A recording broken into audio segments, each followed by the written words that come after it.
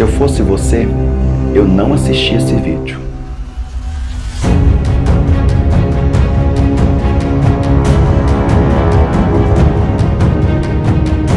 Três coisas que a igreja detesta. A primeira delas, a igreja detesta doutrina. Hoje não se pode mais pregar a palavra. Lembra-se daquele texto que diz: e chegará o tempo onde não suportarão mais a sã doutrina? Pois é, meu querido pregador, eu tenho uma péssima notícia para te dar. Este tempo chegou. Eu não sei se você parou para perceber, de um tempo para cá não se há mais campanhas sobre santidade, não se há mais campanhas sobre temor de Deus. O negócio é só receber bênção, o negócio é só receber vitória, o negócio é só receber do jeito que tá. Não há conversão, não há mudança de vida, não há santidade, a coisa vai descendo ladeira abaixo e pior que poucas pessoas estão prestando atenção que a igreja está inchada, não está crescida. A igreja inchou-se de tal maneira que o povo fala: nossa, que maravilha, olha o tamanho da igreja, mas é puro inchaço, não é crescimento. Quando nós vemos um povo realmente alicerçado na doutrina, e quando eu estou falando de doutrina, eu falo da junção de Sagrada Escritura com teologia, é o verdadeiro conhecimento através da tradição de fé da igreja, você começa a perceber que realmente estamos amadurecidos, e sim, estaríamos crescidos se nós estivéssemos ensinando o nosso povo. Evangeliza-se muito, mas discipula-se quase nada, ou seja, um povo inchado, que está vivendo praticamente por palavras de efeito, né? O tempo de Deus vai chegar na sua vida. Não, porque quem tem promessa não morre jamais. Meu querido, quem tem promessa não morre jamais, isso é a maior balela que existe. Deita na BR para ver se você não morre. Deita lá no meio da frente de um monte de caminhões passando para ver se você não morre.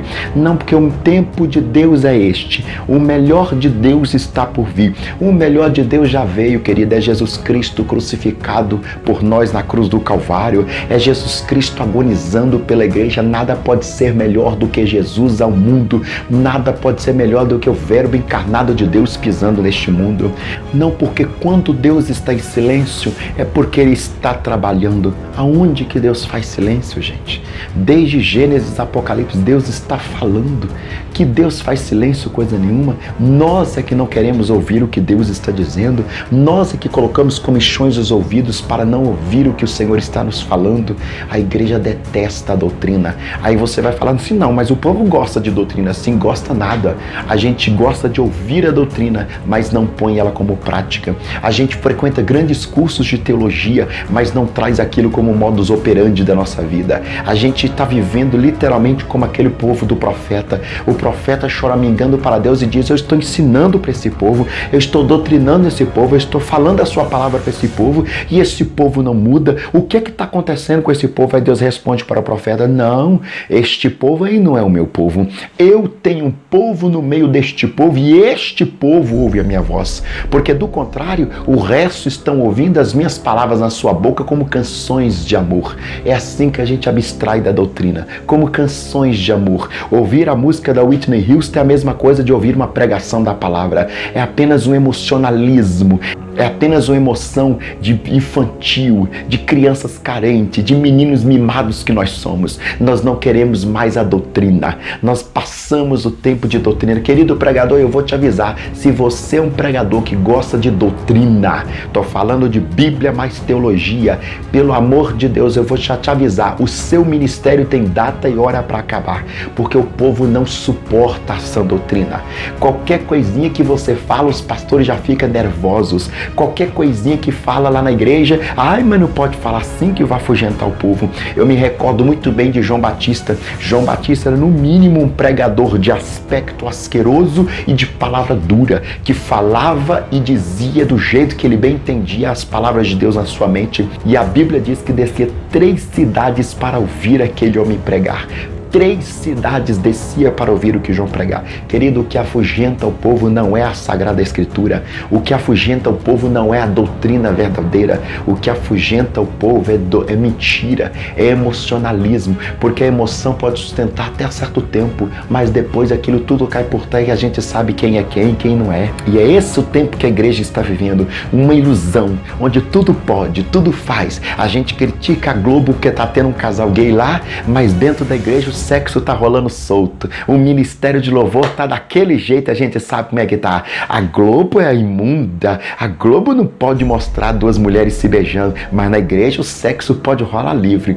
Querido, a Bíblia diz em Apocalipse, quem é sujo, suje-se ainda. A Globo é mundo, a Globo é suja, suje-se ainda. Santidade é ao Senhor, santidade é a igreja do Senhor. E o que a Bíblia diz a respeito de santidade? Quem é santo, santifique-se mais. Nós não devemos escandalizar por pecados na Globo, mas nós devemos escandalizar por pecados no nosso meio, pecados que é empurrado por debaixo do tapete, pecados que é colocado em segundo plano porque não posso perder o grande dizimista, gente que não tem temor de Deus, pessoas, igrejas inteiras dominadas por famílias, pisando até na goela de pastores, de homens que Deus levantou, porque não suporta mais ouvir a doutrina, não aceita mais entrar na doutrina. E a palavra diz: examinai, pois, as escrituras. Tem muitos de nós que está botando a mão no pão e no vinho sem examinar a escritura, sem examinar a si mesmo. Oh, meu querido, é perigoso demais o que nós estamos fazendo. Eu sei que esse é um dos vídeos que mais vai alcançar dislike aqui no meu canal, justamente porque nós não aceitamos mais a doutrina, nós não aceitamos mais a palavra de Deus do jeito que ela é, nós emolduramos a palavra de Deus como se fosse um quadro mais ou menos bonito, que vai ficar bonito a partir da sua moldura. A gente vai admirar mais a moldura do quadro do que exatamente o quadro. Aí a gente pega aquela moldura e coloca na sala e fala: o quadro é maravilhoso. Ou seja, pegamos o nosso entendimento da palavra de Deus e colocamos: a palavra é maravilhosa. Querido, a palavra começa com cruz. Aí você vira para mim e fala: não, você está radical demais. E o que é que foi a cruz senão radicalidade? Radical foi o ato de Jesus na cruz. A cruz foi radical. O evangelho é radical. O evangelho não é um pacote de operadora de celular que você diz quantos minutos de internet que você quer, quantos mega de internet que você quer, quantos minutos de ligação roaming que você fosse. Não, não, querido. O evangelho é um pacote completo. Ou você aceita todo o programa da salvação ou você está fora. É muito perigoso o que nós estamos fazendo com o evangelho. Nós estamos travestindo o evangelho ao nosso bel prazer, dizendo apenas as coisas que nos é bem-vinda, apenas as coisas que massageiam o nosso ego, mas o evangelho parte do pressuposto de um Deus crucificado, radical por nós, e existe radicalidade em nossa vida para atender essa demanda de Deus na cruz do Calvário? Fica a pergunta. Segunda coisa que a igreja não suporta: amor. Nós estamos pregando um evangelho que nós não temos autoridade para falar. A gente adora falar que Jesus disse, que Jesus fez, que Jesus aquilo, que Jesus aquilo outro. Mas lembre-se, todas as vezes que Jesus mandava alguém fazer, primeiro ele permitia que as pessoas vissem ele fazendo. Amai-vos uns aos outros, porque eu vos amei. Ou seja, tudo que as pessoas viam Jesus falar para fazer, elas já tinham visto ele fazendo. A liderança em Jesus Cristo parte do pressuposto de que ele faz primeiro para depois ordenar que nós façamos. E como discípulos do Senhor, nós devemos imitar as suas obras. Jesus foi inclusive capaz de morrer pelo seu próximo, e nós não somos capazes de nada pelo nosso próximo. Qualquer coisa que as pessoas falam, qualquer coisa que as pessoas discordam do nosso pensamento, a gente já quer ir para cima dela com confronto, quer ir para cima dela com desamor. Meu querido, evangelho é amar até os inimigos. Evangelho é Cristo na cruz do Calvário intercedendo pelos seus algozes. Pai, perdoa-os porque eles não sabem o que faz. Evangelho que se ama apenas o grupinho, o evangelho que se ama apenas a panelinha, o evangelho que ama apenas a facção. Porque a igreja está assim hoje, sendo dominada por nepotismo, sendo dominada por panelinhas, famílias querendo mandar e desmandar dentro da igreja, e não se respeita mais a autoridade eclesiástica que por Deus foi constituído. Meu querido, toma muito cuidado que nós estamos no momento derradeiro da igreja. Jesus está voltando e ele vai buscar uma igreja no meio da igreja, e esta igreja é santa, lavada, remida no sangue do Cordeiro. Terceira coisa que a igreja detesta: ser confrontada. Se nós analisarmos o ministério de Jesus, desde o início, quando ele foi tentado por Satanás, até o final, Jesus foi confrontado. Em nenhum momento ele desejou esfregar a cara dos outros no chapisco, como a gente faz. Qualquer coisa que se diz, já vem com 10 pedras na mão, já vem demonizando as pessoas, já vem destruindo, acabando com o ministério. Jesus o tempo todo foi confrontado. Jesus foi confrontado até na cruz do Calvário, quando o ladrão começou a debochar dele. Ah, se ele é Deus mesmo, por que ele não salva ele mesmo e salva nós tudo aqui? Todo momento Jesus foi confrontado, e a igreja que perdeu a autoridade profética não aceita mais ser confrontada. Sabe por quê? Sabe por que nós não aceitamos mais ser confrontados? Porque primeiro perdemos a nossa autoridade profética. O que é autoridade profética? É quando as pessoas veem em nós moral para falar o que nós estamos falando. Nós perdemos o nosso testemunho. É quando as pessoas veem nas nossas ações a pregação que nós pregamos. É quando as pessoas olham para nós e antes da gente abrir a boca, já começa a ver o evangelho vivo em nós. Se a igreja perdeu a sua autoridade profética e a sua autoridade testemunhal, a igreja não pode dizer mais nada, então ela fica com raiva. Qualquer coisa que se diz da igreja, qualquer coisa que se fala contra a igreja, a gente já se levanta com 10 pedras na mão, a gente já arma o ciclo todo e todo mundo junto em cima do confrontador. Não, querido, a igreja pode ser confrontada e deve ser confrontada, mas ela responde isso como o próprio Senhor Jesus respondeu, dentro da sua perspectiva de vivência e dentro da sua perspectiva de credibilidade. Nós só podemos ter credibilidade a partir do momento que nós tivermos vivência. Não é por falar demais que nós convenceremos o mundo de que o evangelho é poder de Deus que transforma o homem no pecado para a santidade, mas é pelo ver. O mundo tem que ver em nós que esse evangelho verdadeiramente é transformador, que esse evangelho é verdadeiramente o poder de Deus, que esse evangelho é verdadeiramente mudança de vida. E eu te desafio neste momento, porque eu sei que muita gente vai colocar dislike neste vídeo, porque tudo que eu estou dizendo aqui faz sentido. Nós detestamos doutrina, a gente só ouve, é bonito, é gostoso de ouvir, mas a gente não quer colocar em prática. A gente detesta o modus operandi da doutrina, não quer fazer da doutrina nosso estilo de vida. A gente maqueia o evangelho e readapta ao nosso modo de ser. Segunda coisa, a gente não vive em amor. Pouco nos importamos com o que os irmãos fazem, com o que está acontecendo com o outro irmão, com a luta do outro irmão, com o problema do outro irmão. A gente só quer o nós, venha a nós, vosso reino, de jeito nenhum. E terceira coisa, que culmina das duas primeiras, nós detestamos ser confrontados porque perdemos a autoridade profética. E eu te desafio neste momento, a partir de mim, a partir de você, que nós possamos fazer um exame de consciência, assim como a Sagrada Escritura vai dizer: examina, pois, o homem a si mesmo e coma deste pão. Ou seja, a comunhão dos santos só pode coexistir a partir do momento que nós fazemos um autoexame. Examinai, pois, o homem a si mesmo. Vamos olhar para dentro de nós. Eu tenho uma amiga que ela fala uma coisa muito interessante, eu já até disse isso em outros vídeos. Deus nos leva para 3 lugares. Primeiro lugar, Deus pode nos levar para longe, Deus pode nos levar para perto, mas Deus certamente nos levará para lugar nenhum. Deus levar para longe, para um outro país, Deus levar para perto, para uma cidade perto de onde nós estamos.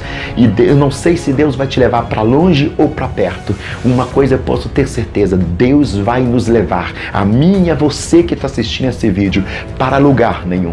Lugar nenhum é dentro de nós mesmos. Lugar nenhum é quando nós contemplamos a nossa velha criatura que ainda insiste em ficar de pé e não nos dispusemos a colocar-nos diante de Cristo. Como Paulo vai dizer na Escritura, eu vou levar cativo todo pensamento a Cristo. Paulo está fazendo autoexame de si mesmo e dizendo: não vou fazer máscara, não vou fazer carinha de que está tudo bem, não vou fazer carinha de que está tudo ótimo. Antes eu vou me examinar e me colocar à disposição de Jesus Cristo, para que na cruz de Cristo esteja despedaçado todo o meu velho homem, para que a cruz de Cristo seja o algoz da minha velha natureza. Nós estamos cheios de pecadinhos de estimação, e quando Deus começa a trabalhar em nós, nós ficamos reclamando: não mexe aí não mexe ali não, querido. Quando o reino de Deus vem até nós, os reinos que estão subsistindo em nossa vida, reinos da mentira, reinos da corrupção, reinos da hipocrisia, reinos do nepotismo, tem que se despedaçar diante do reino soberano de Jesus Cristo. Não adianta ficar com essa mensagem de quebra a minha vida, me faz um vaso novo. A palavra diz que estando queira fazer o vaso, eis que o vaso se quebrou na mão do oleiro. O Senhor vai nos fazer vaso novo a partir do momento que nós nos quebrarmos diante dele, nós quebrarmos na mão dele. É por isso que muitos vasos estão encostados, porque não ousaram se despedaçar nas mãos do oleiro. E o Senhor nos chama neste momento, vamos nos despedaçar, despedaçar o velho eu, despedaçar nossas razões, despedaçar nossas convicções, despedaçar nossos próprios sonhos e nos colocar diante da mão do Todo-Poderoso para que Ele faça de nós segundo o seu querer. É por isso que tem gente enciumada de gente que está acabando de entrar na igreja e fica até dizendo, mas esse aí acabou de chegar esse dia e daqui a pouco vai querer ser pastor da igreja. É verdade, porque já foi chegando e se despedaçando da mão do oleiro e nós estamos resistindo em não se despedaçar. O oleiro não remenda vaso, o oleiro só faz vaso novo. Tem que se despedaçar na mão do oleiro para que ele possa nos reconstruir.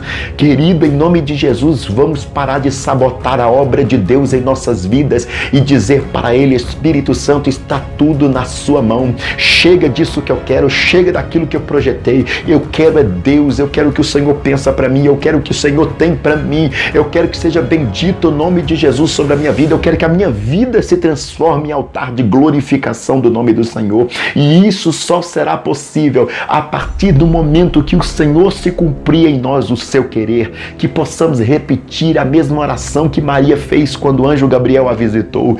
Eu sou a serva do Senhor, cumpra-se em mim segundo a sua palavra. Aquela menina estava atarefada porque estava prestes a se casar, como qualquer menina que vai se casar no mundo, estava cheia de tarefas, mas antes de olhar todas as suas tarefas, antes de observar toda a tradição que poderia prejudicá-la naquele momento, ela optou em ouvir a voz do Senhor.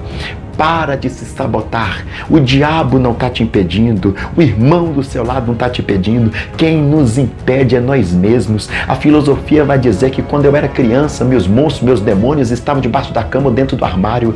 É por isso que a gente tem dificuldade de dormir com a luz apagada.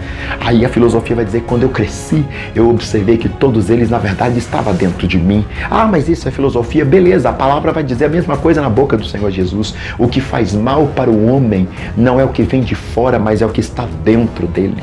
A igreja precisa voltar à doutrina, parar de buscar a mão do Senhor, aquilo que o Senhor pode oferecer, e voltar a buscar a face do Senhor, porque nós conhecemos a identidade de uma pessoa através da sua face. O texto vai dizer, eis que esse povo que se chama pelo meu nome se humilhar. Querido, não é mensagem para estrangeiro, não é mensagem para ímpio, é para povo de Deus. Volta a confessar os pecados, volta a buscar a face do Senhor, conhecer o Senhor, saber quem Ele é, entender dele. Para de tanta opinião, para de tanto evangelho segundo o meu bel querer. Vamos encarar a cruz do jeito que ela é, salpicada do sangue carmesim de nosso Senhor e Salvador Jesus Cristo. E a partir desse pressuposto, eu tenho certeza que o Senhor vai trazer um avivamento sobre a nossa nação, de tal forma que vai ser complicado resistir. Tamanho é o poder de Deus manifesto em nossos meios.